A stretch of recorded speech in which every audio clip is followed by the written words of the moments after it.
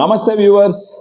Operation Sindoor నిన్న Trump గారు ఒక ట్వీట్ చేసినారు ఎక్స్ అకౌంట్లో. పాకిస్తాన్తో రైతులంతా మాట్లాడాను, ఇండియాతో మాట్లాడాను, ఆపరేషన్ సింధూర్ ఆపేసినానని చెప్పేసి ఒక ట్వీట్ చేయడం ద్వారా అందరూ ఏమనుకున్నారంటే ఆపరేషన్ సింధూర్ పాకిస్తాన్కి భారతదేశానికి మధ్య జరుగుతున్నటువంటి ఒక చిన్న సైజు వార్ ఆగిపోయిందని అనుకున్నారు. కానీ పాకిస్తాన్ బుద్ధి పోగొట్టుకోదు కదా, మీకు తెలిసిన విషయమే.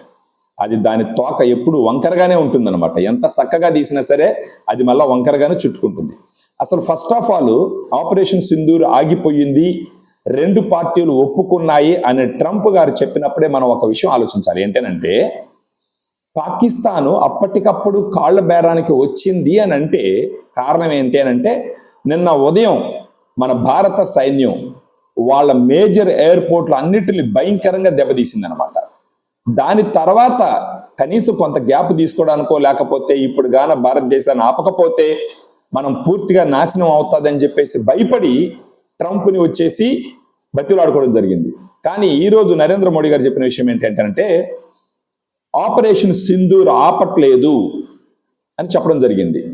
సో ఎప్పుడు కూడా ఏదన్నా ఒక దేశానికి ఒక యుద్ధం కానీ, లేదంటే ఏదైనా ఒక అపాయం కానీ, లేదంటే ఏదైనా ఒక న్యాచురల్ కెలామిటీ కానీ, అంటే భూకంపం రావడం కానీ, వరదలు రావడం కానీ, ఇంకేదన్నా జరిగిందని అంటే ఆ సమయంలో ఆ దేశానికి చాలా చాలా విషయాలు బోధపడతాయి. ప్రత్యేకించి ఆపరేషన్ సింధూర్ స్టార్ట్ చేసిన తర్వాత భారతదేశానికి తెలిసి వచ్చిన చాలా విషయాల గురించి ఒక చిన్న అనాలిసిస్ చేద్దాం మనం ఇప్పుడు. అదేంటేనంటే ఈ ఆపరేషన్ సింధూర్ స్టార్ట్ చేసిన తర్వాత మనకు తెలిసి వచ్చిన విషయం ఏంటంటే మన నిజమైన మిత్రులు ఎవరు, మిత్రులాగా నటిస్తూ అసలైన శత్రువులు ఎవరు అన్న విషయం పూర్తిగా బోధపడింది. దీని తర్వాత భారతదేశం యొక్క విదేశాంగ వైఖరి మారేదానికి అవకాశాలు చాలా ఎక్కువ ఉన్నాయి. చిన్న ఎగ్జాంపుల్ మీరు తీసుకున్నారంటే టర్కీ. ఒకప్పుడు భూకంపం వచ్చినప్పుడు India was the first country to go for the rescue.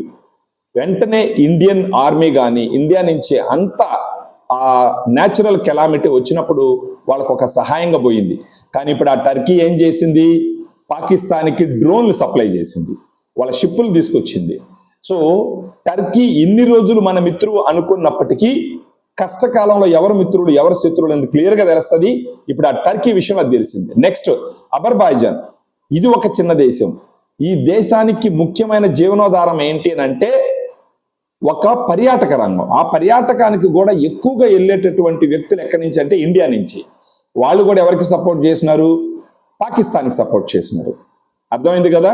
So వీళ్ళిద్దరు మిత్రు దేశాలు అనుకుంటున్నప్పటికీ, లేదంటే మోడీ గారు చేసినటువంటి విస్తృత పర్యటన వల్ల వాళ్ళు మనకు దగ్గరగా ఉన్నారు అని అనుకున్నప్పటికీ ఇప్పుడు బోధపడిన విషయం ఏంటంటే కుక్క తోకర ఎంతైనా వంకరే అన్న విషయం బోధపడింది.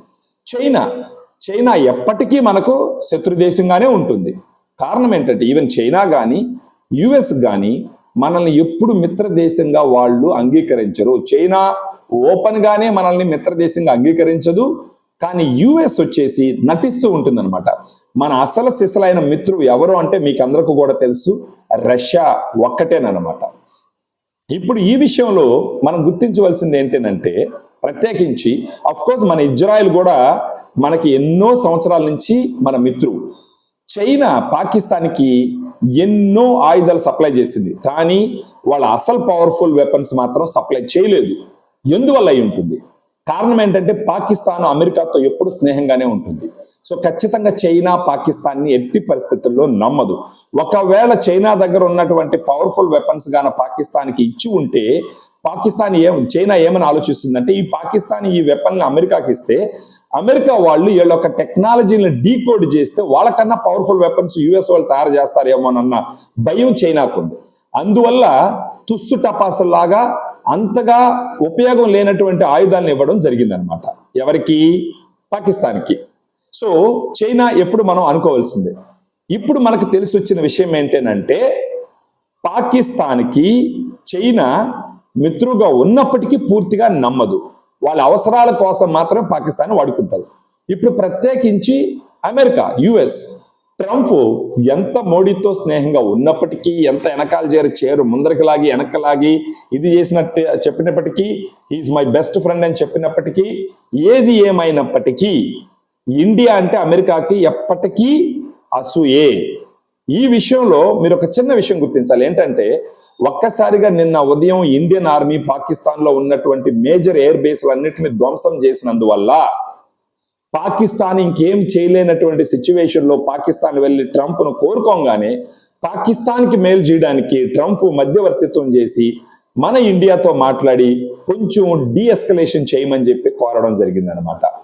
వాస్తవానికి పాకిస్తాన్ దగ్గర మనల్ని ఎదుర్కోగలిగిన శక్తిగాన ఉంటే ఖచ్చితంగా అమెరికా ఈ విషయంలో ఏలు పెట్టి ఉండేది కాదు. అంతెందుకు, అమెరికా ఎన్నో సంవత్సరాలుగా పాకిస్తాన్లో తిష్ట వేసింది ఒసామా బిన్ లాడెన్ ని పట్టుకోవడానికి. అప్పుడు అమెరికాకు తెలియదా అక్కడ ఉన్నటువంటి టెర్రరిస్ట్ క్యాంపులన్నింటిని ధ్వంసం చేయాలనేది అయినా చేయలేదు. సో దీన్ని బట్టి ఇప్పుడు భారతదేశానికి తెలియవచ్చిన విషయం ఏంటంటే, అమెరికా ఎంత అయినప్పటికీ స్నేహంగా ఉన్నట్టు ప్రవర్తించినప్పటికీ నటించినప్పటికీ ఎప్పటికైనా సరే అమెరికాకి భారతదేశం అంటే ఒక అసూయే, పాకిస్తాన్కి రెస్క్యూగా పోతుంది అన్న విషయం, మరొక విషయం ఇండియాకి తెలిసి వచ్చింది. వీటన్నిటికీ మించి భారతదేశం యొక్క మిలిటరీ క్యాపబిలిటీని ప్రపంచానికి తెలిసేటట్టు చేసిందనమాట. దేని ద్వారా? ఏ ఒక్క డ్రోన్ కూడా పాకిస్తాన్ నుంచి, టర్కీ డ్రోన్స్ కావచ్చు, చైనా డ్రోన్స్ కావచ్చు, చైనా ఫైటర్ జెట్స్ కావచ్చు, యుఎస్ ఫైటర్ జెట్స్ కావచ్చు, ఏ అయినా సరే ఇండియాని ఏమి చేయలేకపోయినాయి. సో దీన్ని బట్టి ప్రపంచ దేశాలకి తెలియవచ్చేది ఏంటంటే, ఇండియా పైకి కొంచెం సైలెంట్ గా కనపడినప్పటికీ ఇండియా దగ్గర పవర్ఫుల్ క్యాపబిలిటీస్ ఉన్నాయి అని చెప్పేసి మరొకసారి ప్రపంచానికి తెలియవచ్చింది. ప్రత్యేకించి మన ఆర్మీలో ఉన్నటువంటి బ్రహ్మాస్త్రం బ్రహ్మోస్, రష్యా ఇండియా 1998లో సంయుక్తంగా నిర్మించినటువంటి క్రూజ్ మిసైల్ ఇది. దీన్ని ఒక్కసారి గురి పెట్టితే దానికి బ్రహ్మాస్త్రం లాగా తిరుగు ఉండదు. బహుశా బ్రహ్మాస్త్రం అన్న ఒక దగ్గర పోతే ఆగిపోతుందేమో కానీ బ్రహ్మోస్ మాత్రం ఆగదు. సో మన ఇండియన్ మిలిటరీ క్యాపబిలిటీస్ కూడా ప్రపంచానికి తెలిసే విధంగా దీన్ని ఒక్కసారి మనం గుర్తించాలి. ఏది ఏమైనప్పటికీ ఆపరేషన్ సింధూర్ మోడీ గారు చెప్పినట్టు, రాజ్నాథ్ సింగ్ గారు చెప్పినట్టు ఆగదు.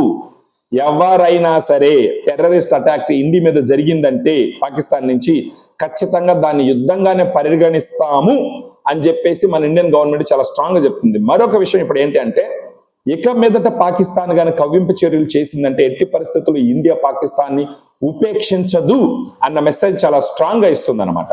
సో ఒక యుద్ధం జరిగినప్పుడు, ఒక కష్టకాలం వచ్చినప్పుడు ఎవరు శత్రువు ఎవరు మిత్రువు అన్నది క్లియర్ గా అర్థమవుతుంది. మనం అందరం గుర్తుపెట్టుకోవాల్సిన విషయం ఏంటంటే, ఇండియన్ మిలిటరీ క్యాపబిలిటీస్ సిగ్నిఫికెంట్ గా ఇంప్రూవ్ అయినాయి. దీంట్లో నుంచి ఒక లెసన్ తీసుకొని ఫర్దర్ గా కూడా ఇండియా వచ్చి మన మిలిటరీ క్యాపబిలిటీని సిగ్నిఫికెంట్ గా డెవలప్ చేసుకోవాలి. కానీ ఇజ్రాయెల్, రష్యా ఎప్పటికీ మన మిత్ర దేశాలేను. ఇవి రెండు మనకు మిత్రులుగా ఉన్నంత వరకు ప్రపంచంలో యుఎస్ కావచ్చు, చైనా కావచ్చు, లేదా యుఎస్ చైనా రెండు కావచ్చు, యుఎస్ చైనా పాకిస్తాన్ కలిసి వచ్చినప్పటికీ రష్యా ఇజ్రాయెల్ ఇండియాతో ఉన్నంత వరకు ఎవ్వరూ ఏం చేయలేరన్న విషయము క్లియర్ గా మనకు అందరికి అర్థమవుతుంది. ఏది ఏమైనప్పటికీ ఈ ఆపరేషన్ సింధూర్ యుద్ధంలో అసూలు బాసిన ప్రతి ఒక్కరికి నమస్సుమాంజలు చేస్తూ, వాళ్ళ త్యాగాన్ని గుర్తించుకుంటూ, వాళ్ళ కుటుంబాలకి ఈ సమయంలో దేవుడు గొప్ప శక్తినివ్వాలని కోరుకుంటూ, వాళ్ళ ప్రాణత్యాగానికి ఒక సెల్యూట్ చేస్తూ, ఇక మీదట ఇండియా వైపు టెర్రరిస్టులు కానీ శత్రు దేశాలు కానీ కళ్ళెత్తు చూస్తే వాళ్ళ కళ్ళు పీకేస్తాం అన్న message Indian military, Indian air force కానీ, ఇండియన్ మిలిటరీ కానీ అన్ని మన వాయుసేన, జలసేన, మన భూమి మీద ఉన్నటువంటి మన మిలిటరీ ప్రతి ఒక్కరు ఒక స్ట్రాంగ్ మెసేజ్ ఇవ్వడం జరిగింది. సో ఆపరేషన్ సింధూర్ ఖచ్చితంగా సక్సెస్ అయ్యింది.